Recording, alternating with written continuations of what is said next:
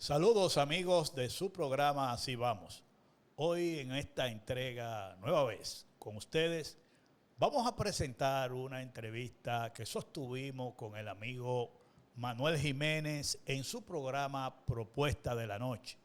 Y la importancia de esta entrevista es porque el domingo pasado el presidente Luis Abinader se dirigió a la nación para hacer diferentes propuestas, enfoque ante el impacto que ha tenido y que seguirá teniendo en la República Dominicana y por qué no en el mundo la guerra que se está librando en Irán por parte de Estados Unidos e Israel contra Irán, que ha afectado toda esa área ahí que se mantiene como una guerra calificada de regional pero con impacto mundial.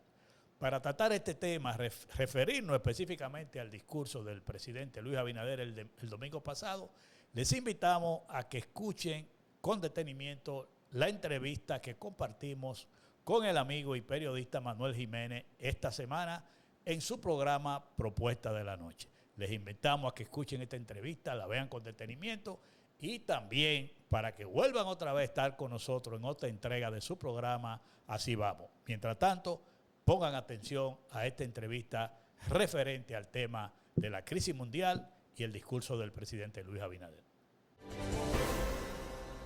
Saludos amigos, yo soy Manuel Jiménez y muy agradecido de su sintonía con esta propuesta de la noche por la frecuencia de Teleimpacto. Recordamos siempre seguirnos también en nuestro canal de YouTube, el canal de Propuesta de la Noche. Héctor Guzmán es presidente ejecutivo del Partido Revolucionario Dominicano. Será nuestro invitado esta noche con quien vamos a conversar de muchos temas, incluyendo temas que están, uno siempre dice de actualidad, pero estos son de muy actualidad. Don Héctor, siempre un placer tenerte por aquí. Saludos Manuel y a todos los que están en sintonía con tu programa y nuestro programa, diría yo. Sí. Aquí a la orden. Pues este programa es suyo. Claro que así sí. es. Yo soy accionista de esto. Sí. Bueno, porque no solamente hay ese vínculo entre periodista y dirigente político, sino Claro. También entre dos amigos. Dos amigos de que un ya tiempecito. Llevamos mucho tiempo, Un tiempecito. Un tiempecito largo, Sí. pero un tiempecito que ha sido productivo en términos de respeto mutuo Sin lugar a dudas. y de cariño. Héctor, el mundo está viviendo situación convulsa. Esa crisis en Medio Oriente realmente está impactando lo que es la economía mundial, generando mucha incertidumbre. Y el presidente dominicano Luis Abinader ya delineó un plan de acción para enfrentar los choques externos que él prevé que estén afectando a la República Dominicana, que de hecho ya empezaron en el sector combustible. Y quisiera preguntarte así a grandes rasgos, ¿qué te pareció esa intervención del presidente Luis Abinader? Mira, yo quiero hablar con absoluta responsabilidad sobre este tema tan delicado. Una crisis de la magnitud que tenemos es algo que no debe ser aprovechado ni por la oposición ni el gobierno para hacer proselitismo político. Esto no se puede manejar de que como marketing o para buscar beneficio político. Este es un problema muy serio, no solo para la República Dominicana, sino para el mundo. Y eso es lo primero que tenemos que tener claro a la hora de abordar ese tema. A mí no me gustó el discurso del presidente Luis Abinader, sobre todo cómo se manejó. Tú vienes el viernes, anuncia un tablazo de aumento de combustible para los ciudadanos, que yo no entendí por qué tú le aumentas a la gasolina premium lo mismo que le aumenta al gasoil, cuando el gasoil tiene que ver con la producción de alimentos, tiene que ver con el transporte, tiene que ver con la construcción, tiene que ver con elementos fundamentales. Entonces tú no me puedes tratar la gasolina premium o la gasolina regular igual que el gasoil. Eso es algo elemental. Pero te dan ese tablazo a partir del sábado y esos son 10 pesos y 5 pesos son 15 pesos en una semana a la costilla del ciudadano. Y yo digo que no me gusta cómo se maneja porque después que te hacen un aumento y un segundo aumento en una misma semana, entonces el presidente habla el domingo. O sea, me golpea y después me viene a hablar y cuando me habla me anuncia nuevo aumento. Y de una vez al otro día se va para Francia. O sea, ¿cuál es el mensaje que tú me dejas? Y digo que no me gusta porque cuando tú ves ese comportamiento en el manejo de una situación como esa, tú te vas al contenido del discurso. El presidente dice que estamos en condiciones de afrontar la situación porque el país está en el momento de una economía fuerte. Yo digo, ¿cómo que estamos en una economía fuerte? Si el año que acaba de terminar, el 25, es el peor año de esta administración, yo creo que de la historia, porque el crecimiento de la economía fue de 2.1, que es similar al del 2004, cuando la crisis bancaria, en el peor momento de la República Dominicana, su economía. Y segundo, el presidente te dice que estamos con una economía fuerte, lo que no es verdad, o sea, es una mentira, por las mismas estadísticas del gobierno. Y lo segundo, que las instituciones están preparadas.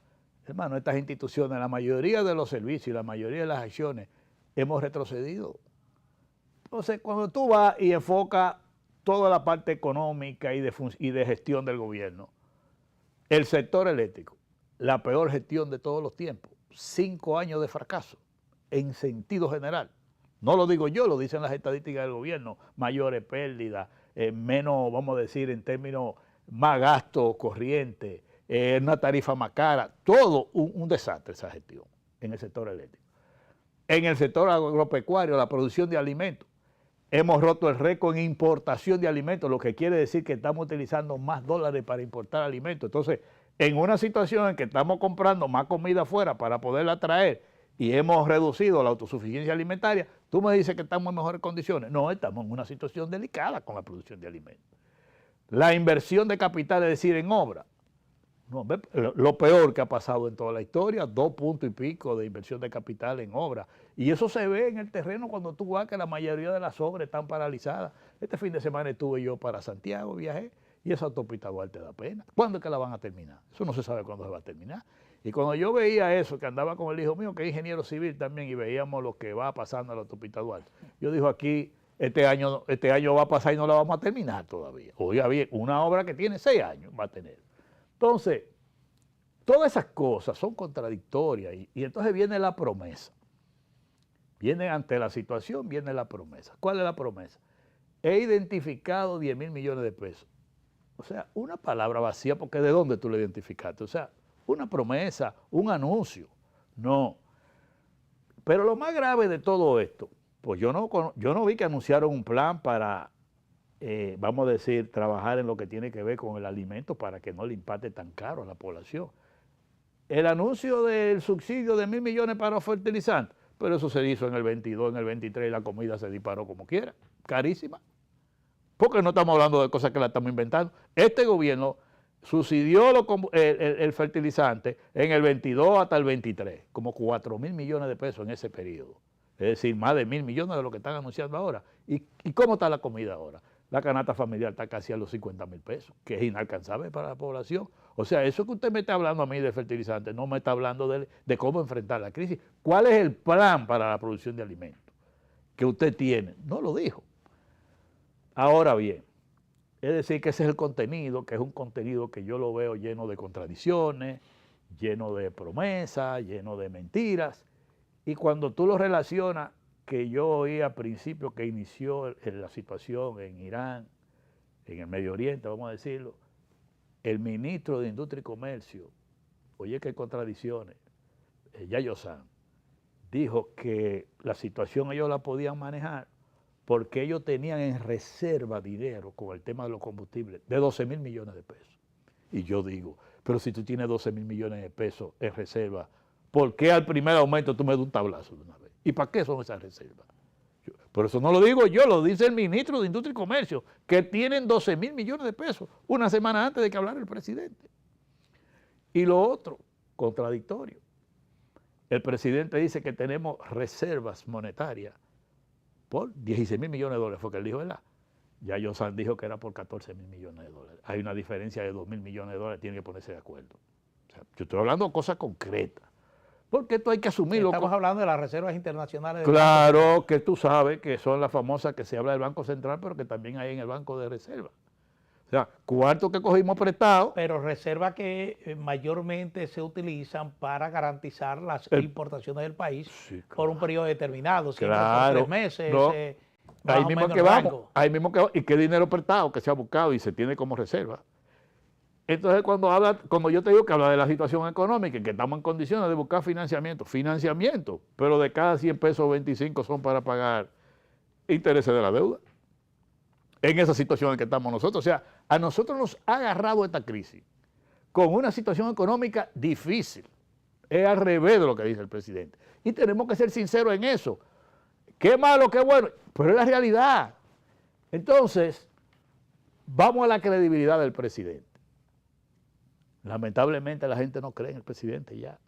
Ha perdido demasiada credibilidad. Es más, los que menos creen ahora en lo que dice el presidente son los mismos activistas del partido de gobierno, los PRMistas. ¿Qué pasó en el 2022 cuando se inició la guerra de Ucrania y Rusia? Se disparó todo, ¿verdad? El petróleo llegó, oigan lo que yo voy a decir ahora, el petróleo llegó a un monto de $119 el barril. En ese momento, en marzo del 22, el presidente le dijo a este país que iba a haber un alza de los combustibles y se produjo. Y ahí se disparó casi a los precios que tenemos ahora.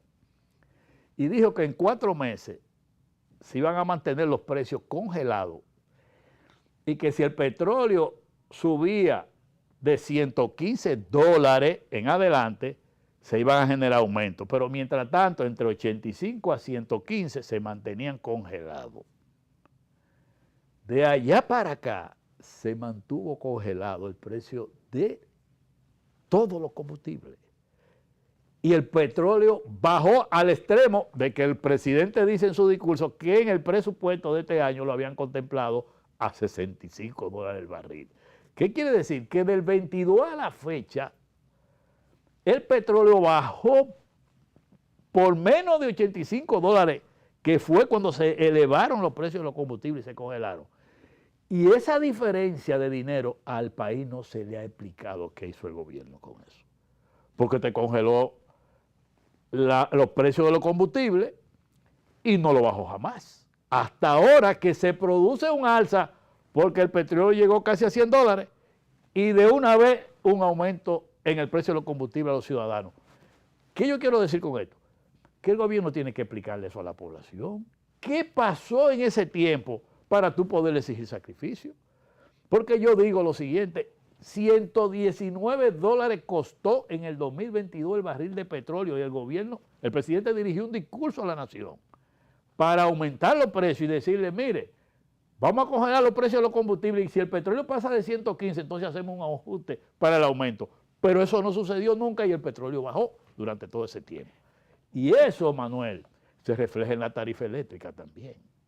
O sea, bajó el gas natural, bajó el carbón, bajó el petróleo y nunca la tarifa eléctrica bajó. Lo que hizo fue que subió. Entonces, ¿tú te crees que ante una situación como esa, el gobierno no está en la obligación de dar una explicación al país y decirle la verdad? Yo de todo esto, en esta situación que estamos ahora, lo que digo es que el gobierno tiene que hablar de la verdad a la población. Y me preocupa, y esta parte sí me preocupa, es que el presidente hace un anuncio sobre la situación y sobre lo que el gobierno piensa, como de manera unilateral la posición del gobierno. Y aquí hay sectores que han propugnado que ante una crisis como esta se debe propiciar un diálogo entre los diferentes actores de la vida nacional, empresarios, religiosos, políticos, porque tú no le puedes pedir a los empresarios que hagan una cosa si tú no te has sentado con ella a hablar. Tú no le puedes pedir sacrificio a la población, tú no le puedes pedir sacrificio a los empresarios si tú no te sientas a analizar la situación para que la responsabilidad sea compartida entre todos los actores del país y el gobierno, porque ¿dónde están las medidas de sacrificio del gobierno? En ese anuncio. ¿Cuáles son las medidas de sacrificio del gobierno? Héctor, te he dejado que exponga libremente lo que tú entiendes de la intervención del presidente de la República, pero uno tiene que llegar a la conclusión de que algo hay que hacer. Hay una situación que genera incertidumbre en Medio Oriente. Sí. Uno, aunque en las últimas horas ha habido señales, declaraciones de que se está en un proceso para ver si se logra un cese al fuego, uno no sabe realmente hasta dónde se tiende este conflicto.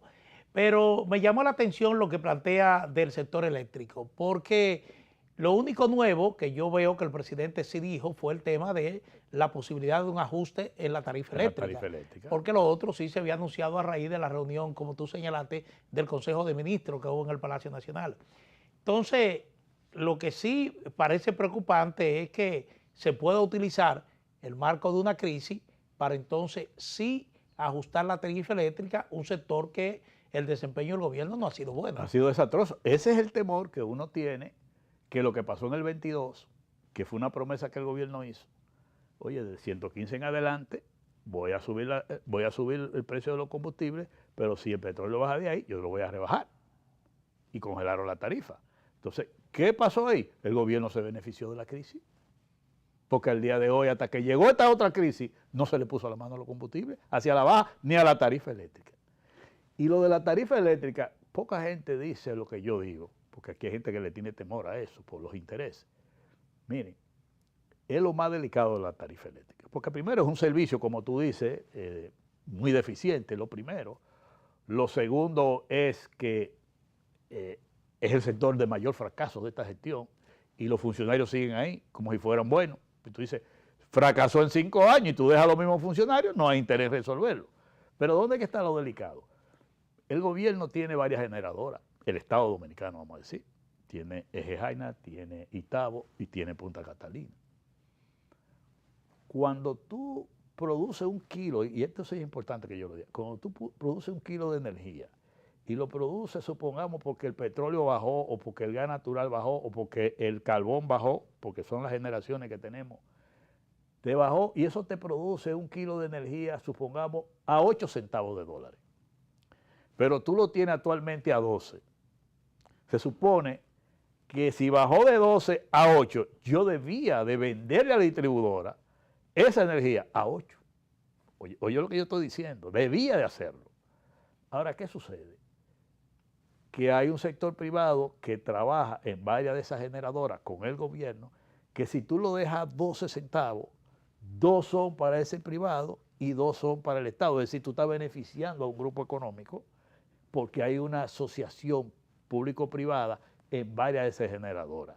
En el caso de Punta Catalina, eso le da un beneficio a Punta Catalina, pero yo te digo, ¿y el beneficio que Punta Catalina obtiene de eso, en qué beneficia al pueblo? ¿En qué lo usamos? Yo estoy hablando de cosas puntuales, porque yo sé por qué lo estoy diciendo. En todo este trayecto que ese petróleo ha bajado, y que el gas natural ha bajado, y que el carbón ha bajado, la tarifa eléctrica no ha bajado, pero el costo de la tarifa eléctrica, del costo de la generación de energía, bajó. ¿Y qué yo quiero decir con esto? Más del 60% del costo de generación de un kilo de energía es el combustible. Entonces, si la materia prima principal para yo producir un kilo de energía es el combustible y el combustible baja, ¿cómo es que en la tarifa que paga, en la factura eléctrica del ciudadano, eso no se refleje desde el 2022 hasta ahora? Por eso que yo digo que lo más importante en una crisis como esta es que el gobierno tiene que ser transparente. Tiene que decirle a la gente, mire, la tarifa eléctrica, esto produce esto y por eso yo le voy a subsidiar aquí y va a ser este el costo. Y así con los combustibles. Pero tiene que explicarle qué pasó con lo anterior. Yo acabo de decir que yo oí al ministro de Industria y Comercio, Yayo San, decir que el gobierno tenía 12.000 millones de reservas. Lo dijo una semana antes del presidente hablar. ¿Y qué van a hacer con esas reservas? De una vez me dan un tablazo y aumento el combustible. Lo que se ha dicho es que hay 12.000 pesos contemplados en el presupuesto de este año 12.000 para millones. el subsidio y que pueden agenciarse 10.000 millones más. Pero si tú gastaste en caso necesario. En el año anterior tú gastaste 11.000 millones de subsidios. En el año anterior, lo dice el mismo gobierno. Y tú tienes 12.000 de reserva. ¿Por qué de la primera alza tú de una vez me la pones en la costilla como ciudadano? Y no acude a ese dinero que tú tienes ahí. Es una de las cosas que tú tienes que preguntarte. Porque mira qué pasa, el conflicto que tenemos en Medio Oriente, como tú decías, lo primero es que es una incertidumbre porque nadie sabe cuándo va a terminar. Pero hay algo más grave. Yo le doy mucho seguimiento a ese tema. Ahora tengo varios tiempos dándole seguimiento a ese tema. No nos sorprendió la guerra, porque todo el mundo sabía lo que se estaba dando ahí. ahí todo el mundo sabe que el famoso estrecho de Hormuz, por donde pasan, ahí estamos hablando de gas natural, ahí estamos hablando de fertilizantes y estamos hablando del 20% del petróleo que se exporta para el mundo. De eso que estamos hablando, ¿verdad? Todos son renglones importantes. ¿Qué sucede? Que como no se sabe cuándo puede terminar la guerra, independientemente de las señales que se dice que hay posible de diálogo entre Donald Trump y los iraníes, que hay posible intervención de Rusia y China para procurar una salida negociada. Sí, un discurso que se ha mantenido prácticamente desde el principio, Desde el pero principio que no se materializa. No, y que hubo un momento que antes de la guerra, un día antes, se llegó a un acuerdo con los iraníes a través del ministro de Omán. Se llegó a un acuerdo de que ellos aceptaron todas las condiciones que Estados Unidos le ponía, y cuando el enviado de Omán iba para Washington, al otro día comenzaron los bombardeos. Es decir, que a pesar de haber aceptado todo, bueno, se iniciaron los bombardeos, porque había una decisión de bombardear. Pero tú sabes cuál es lo más delicado. Yo he oído a varios de los especialistas en el área, y es que el daño es tan grande ya en esa área del Golfo Pérsico, que como le han bombardeado instalaciones de refinería y todas estas estructuras que tienen que ver con energía, reponer eso y volverlo a llevar a la normalidad se puede llevar no meses, no años. Entonces, sí. ¿Qué quiere decir? Que el año 26 nosotros se pueden poner de acuerdo hoy los israelíes, Estados Unidos y lo de, vamos a decir, de los iraníes, se pueden poner de acuerdo y parar la guerra. Y el daño que hay hecho para reparar y poder poner a funcionar eso otra vez, para que volvamos a una situación de normalidad, nos llevará lo que tenemos del 26 y parte del año que viene. Lo que quiere decir que tenemos que prepararnos para una crisis real, independientemente de si la guerra se detiene o no se detiene ya. Y ese es el enfoque que tenemos que darle a los dominicanos a esa situación. Eso es así, Héctor. Vamos a seguir con este tema después de estos compromisos comerciales.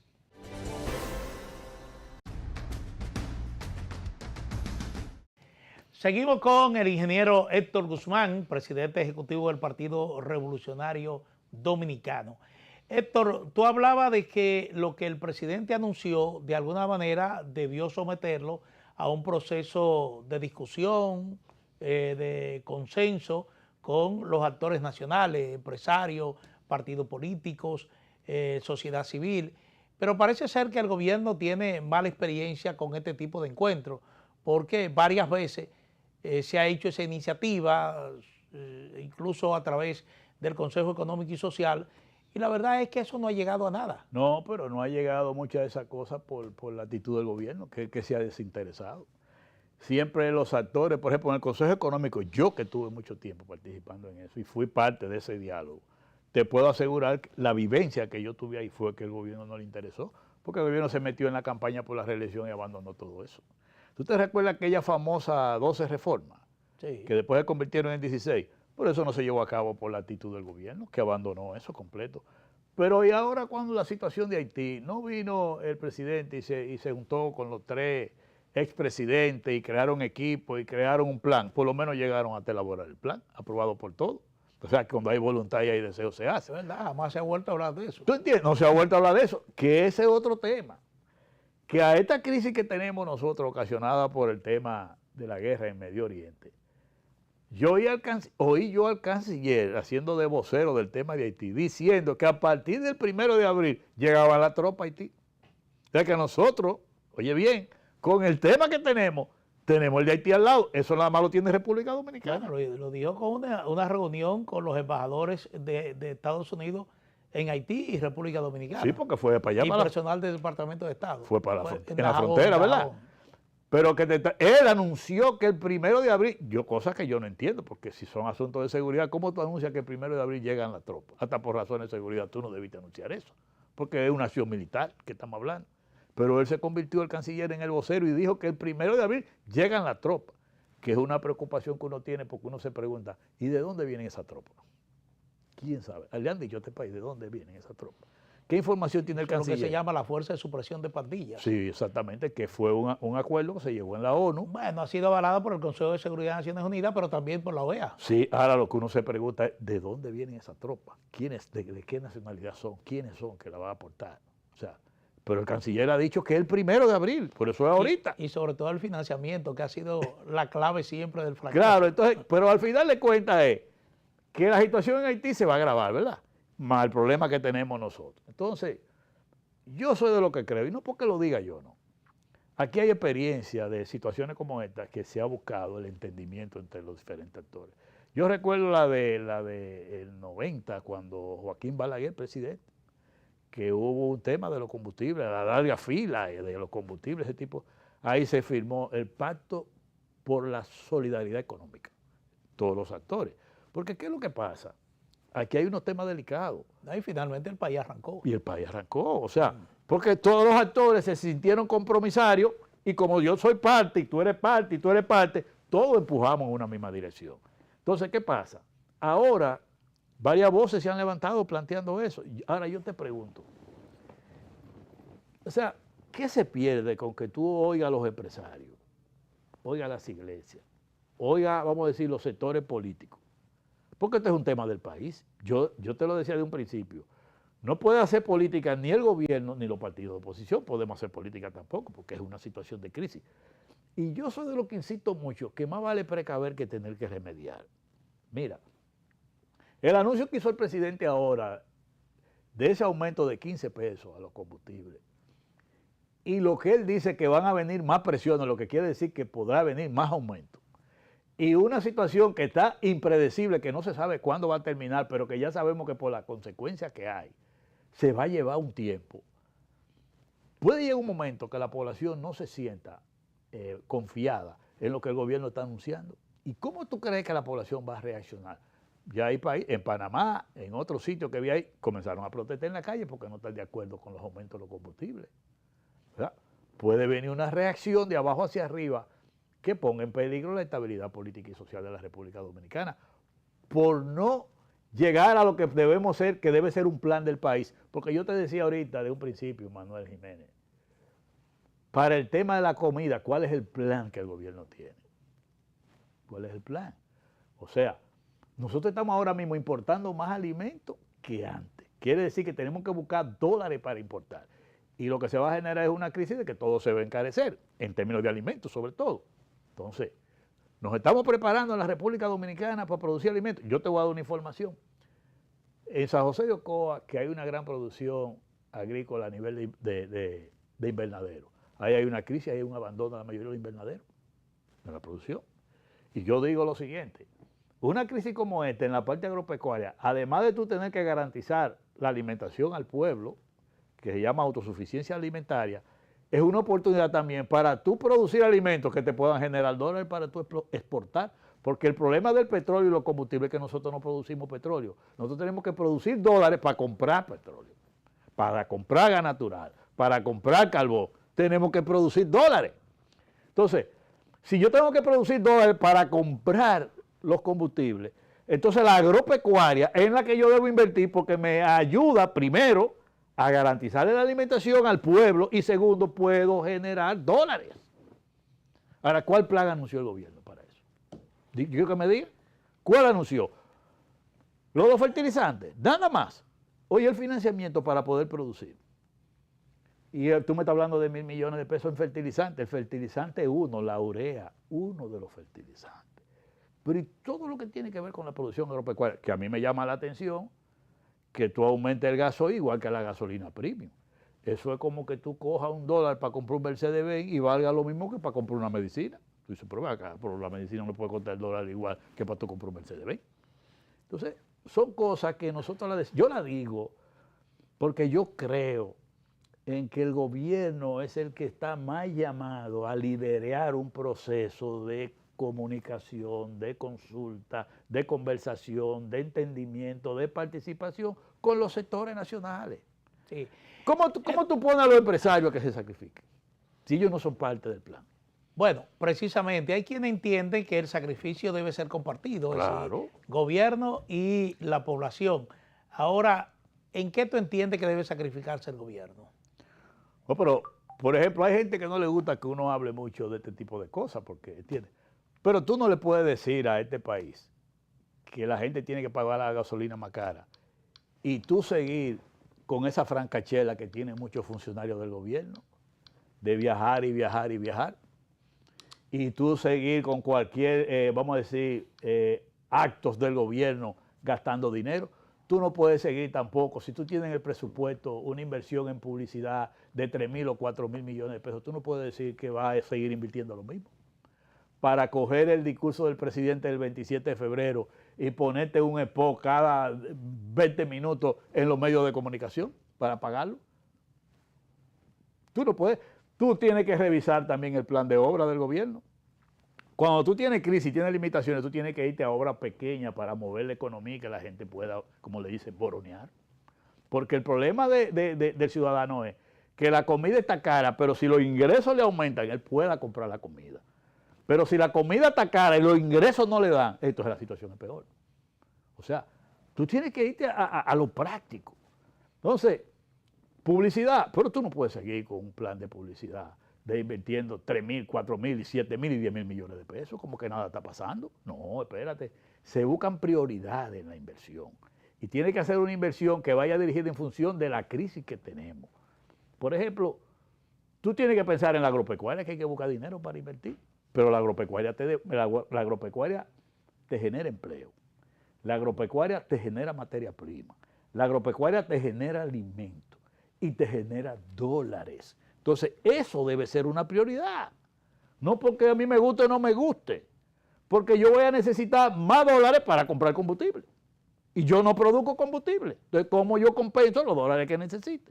Lo otro es, el financiamiento que tú busques como gobierno, no puedes seguir para tenerlo guardado en un banco, depositado ahí, yo pagando los intereses y entonces lo tengo en un banco guardado, como pasa con una parte del financiamiento que las propias autoridades dijeron que hubo una parte del financiamiento aprobado que no se utilizó. ¿O tú te recuerdas? Creo que eran 3.000 o 4.000 millones de dólares, que el gobierno lo cogió prestado y no lo utilizó, no lo gastó. Entonces, tú tienes que revisar la política de financiamiento del gobierno para que ese financiamiento se reoriente a los sectores que estamos hablando, los productivos, por la situación que tenemos. Y en el caso de la política social, tú tienes que irte a la focalización. Es lo que yo decía ahorita. No puede ser que tú le pongas un aumento a la gasolina premium igual que al gasoil. Porque el que usa gasolina premium puede bajar a consumir gasolina regular o puede, vamos a decir en este caso, consumir gasolina regular, que también tiene que darle otro tratamiento. Pero además, si usa gasolina premium, la puede pagar. Pero ¿y el gasoil?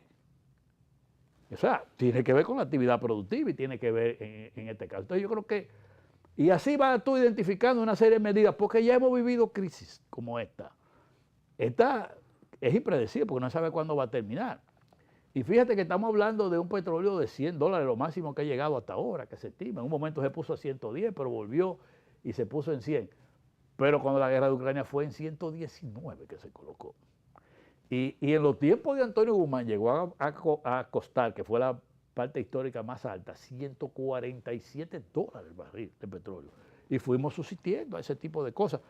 Pero es como yo digo, para tú pedirle sacrificio al pueblo en una crisis, tiene que ser transparente, tiene que hablarle con la verdad y la gente tiene que entender que vale la pena el sacrificio. Tú no puedes pedir el sacrificio a ese pueblo mientras el pueblo vea a un funcionario en francachela, con una jipeta grandísima. No, tú no le puedes pedir sacrificio a eso.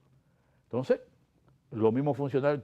Yo pensé que el presidente. No, pero tampoco le podemos pedir que anden en cepillo. No que anden en un cepillo, pero tampoco que anden en francachela, que todo es un show, todo es un marketing y todo es una publicidad y todo es una propaganda. No, tú no le puedes pedir eso.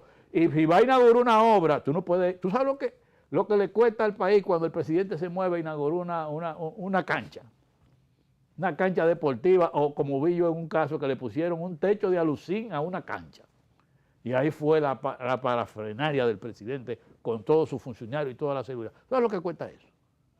Entonces, tú tienes que esas cosas, porque hay que mandar un mensaje con señal de que tú como gobierno te estás sacrificando. Mira, esos mismos casos, yo no sé a qué iría el presidente a Francia. Bueno, tiene un encuentro, el Foro Global Anticorrupción, que organiza la OCDE. Dime tú, y un encuentro con el presidente Emmanuel Macron. Dime tú esas cosas tienes que evaluarlo porque tú tienes una señal. Los viajes del presidente también no puede estar viajando cada rato en medio de una situación como esta. Porque es que son señales que tú tienes que dar. Mira, Manuel, si tú le vas a pedir a tus hijos sacrificio y tú sales un día para un restaurante y una comida y te da un humo, ¿qué van a decir los hijos tuyos? Ah, pero papá quiere que uno se sacrifique y él anda de parranda. Para poner un ejemplo, tú eres el primero que tiene que dar el ejemplo y agarrar todos esos funcionarios y ponerlo a que se pongan acorde con la situación. Ahora, tú ves ese proselitismo interno y cosas así, eso hay que... Porque cada funcionario de estos que está con un candidato de eso mueve la institución para allá. ¿Y qué es eso? Gastos de la institución, que son gastos del Estado, que no son del Estado, sino de los cuartos de nosotros. Sí. Bueno, Héctor, vamos a hacer una pausa. Cuando retornemos, me interesa conocer tu reacción sobre las candidaturas independientes, Perfecto. Que es un tema que está sobre el tapete igualmente, pero también la situación del PRD y en concreto de la oposición. Con mira, ya se puede hablar a las elecciones del 2028. Sí, estamos cerca. Así que hacemos una pausa y retornamos de inmediato.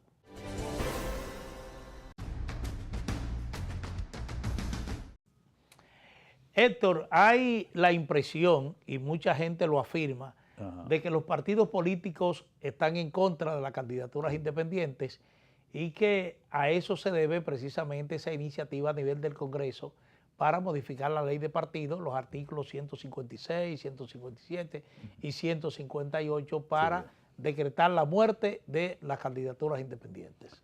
Mira, nosotros como PRD somos muy coherentes en ese tema. Ahora cuando ese proyecto se sometió a votación en la Cámara de Diputados, el PRD votó en contra. El PRD no se opone a las candidaturas independientes.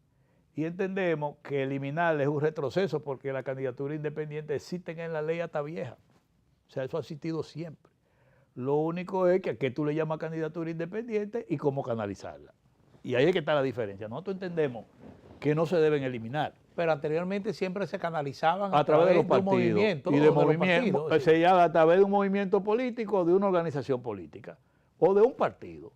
Porque el problema es que eso está en la ley 275, que es la ley vieja que regía el régimen electoral. Y lo pusimos en la nueva. ¿Y qué es lo que pasa cuando este proyecto lo lleva ahora el senador Genao, que es como una travesura, pero que no es él que lo lleva, sino quienes están detrás de él? Yo lo que digo es lo siguiente, que esas son de las cosas que le hacen daño a la imagen de los partidos políticos y de los líderes políticos.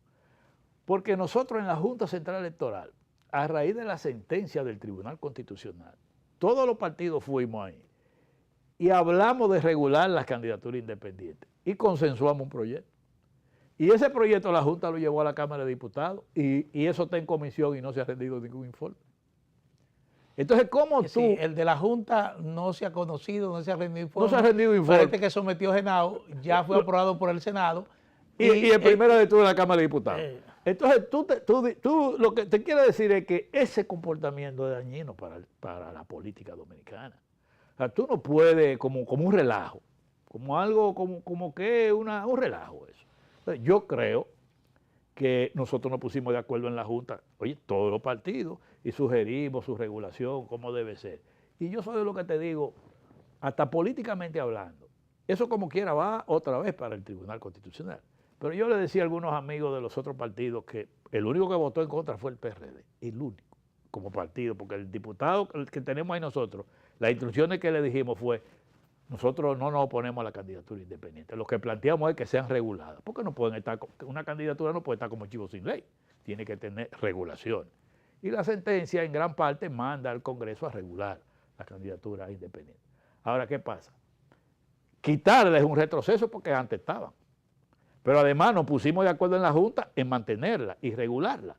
Entonces, yo le decía a algunos de los compañeros que hablábamos del tema, yo, mira, como eso va como quiera para el Tribunal Constitucional, porque ellos la van a llevar, la gente que está interesado en eso, es mejor que vaya para cuestionar las regulaciones y no porque tú la eliminaste. No es así, Manuel. Hasta políticamente es lo sensato, es lo prudente. Yo te las regulo en el Congreso, apruebo unas regulaciones, A lo mejor tú no estás de acuerdo y tú puedes ir al Tribunal Constitucional, pero tú vayas a cuestionar las regulaciones, tú no vayas a cuestionar la eliminación. Porque ¿qué es la impresión de que tú estás dando cuando tú asumes una actitud de eliminación? Como que tú le tienes miedo a la candidatura independiente. Esa es la impresión que da. Y no se le tiene miedo. Cuando nosotros hablábamos en el pasado de candidatura independiente, a mí me tocó mucho ese tema, porque eso era que nosotros buscábamos figuras que no eran de los partidos para ofrecerle los partidos para postularlo. Yo recuerdo la figura de Freddy Veragoy, que muchas veces se le tocó la puerta para que fuera candidato a varias posiciones, y él nunca quiso.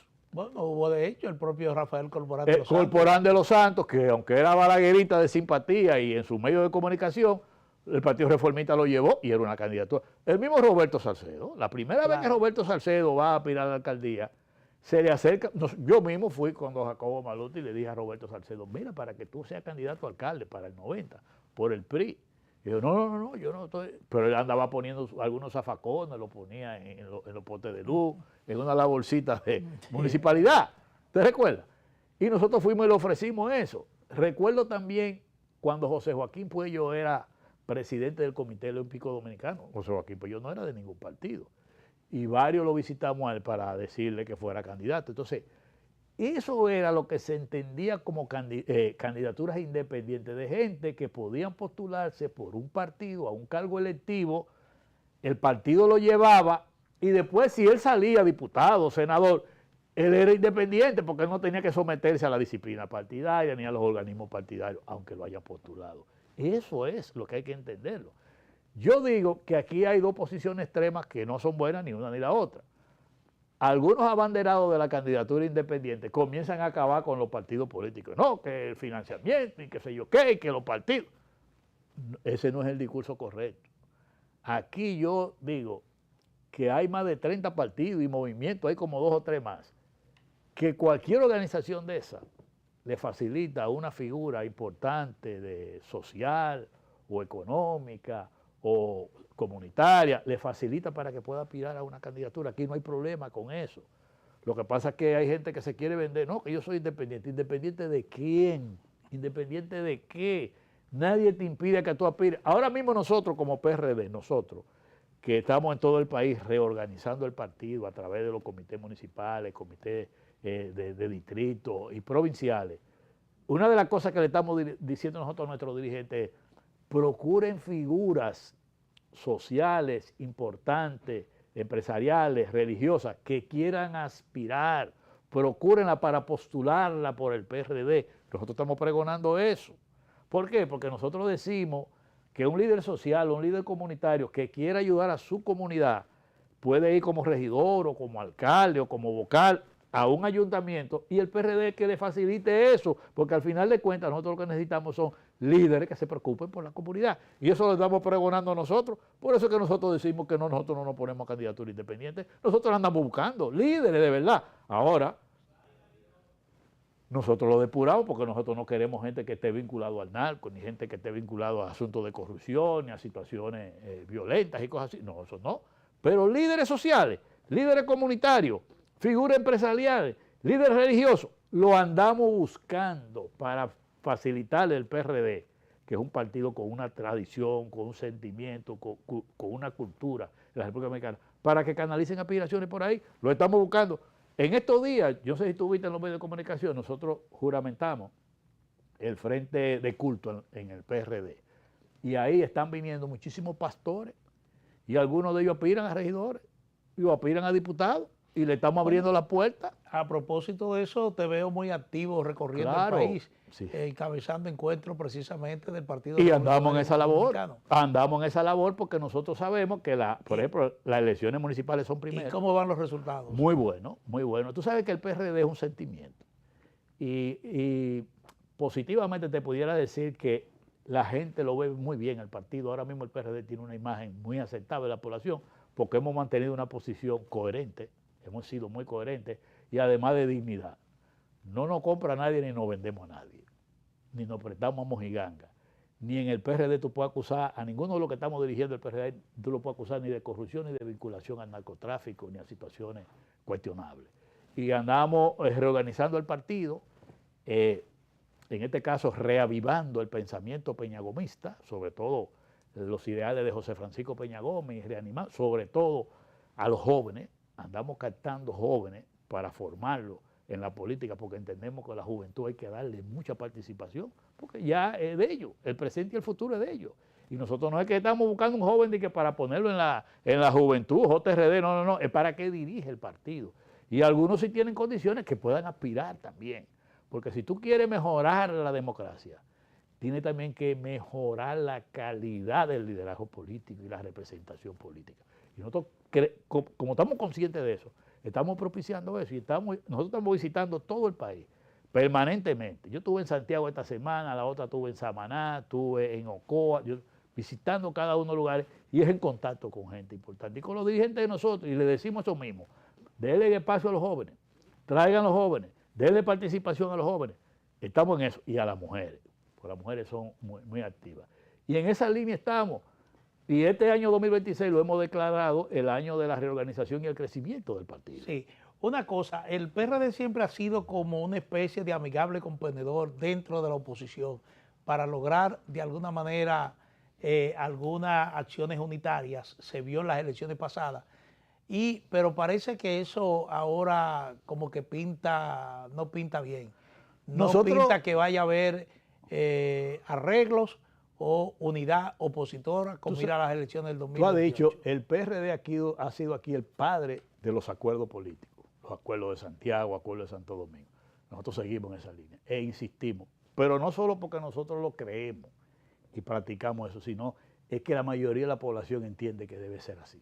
O sea, la población en su mayoría está demandando, y es un desafío del liderazgo de oposición, un gran acuerdo de la oposición, lo está demandando la población. En su mayoría, ese es el desafío que tenemos en la oposición. ¿Y esa presión, tú crees que lo entiendan por lo menos los dos principales partidos? Bueno, ese es el gran desafío del liderazgo de la oposición, de entender que la mayoría de los dominicanos entiende y quiere que se produzca un gran acuerdo de la oposición.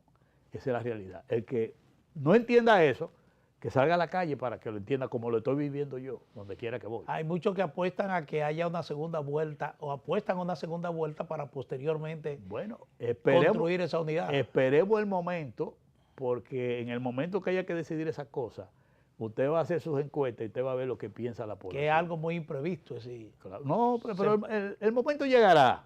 Y además, déjame decirte que el acuerdo anterior sirvió de lección para lo que está pasando ahora. Sin lugar a dudas. Ahora la gente dice, no vamos a cometer el error anterior. Ahora hay que hacerlo de verdad. Sí. Es así. Bueno, señores, esperamos que esta entrevista con el amigo Héctor Guzmán, presidente ejecutivo del Partido Revolucionario Dominicano, haya sido de su agrado. A ustedes, un servidor, Manuel Jiménez, le agradece muchísimo su sintonía con esta propuesta de la noche. Les recordamos también que pueden seguirnos en nuestro canal de YouTube, el canal de Propuesta de la Noche. Buenas noches.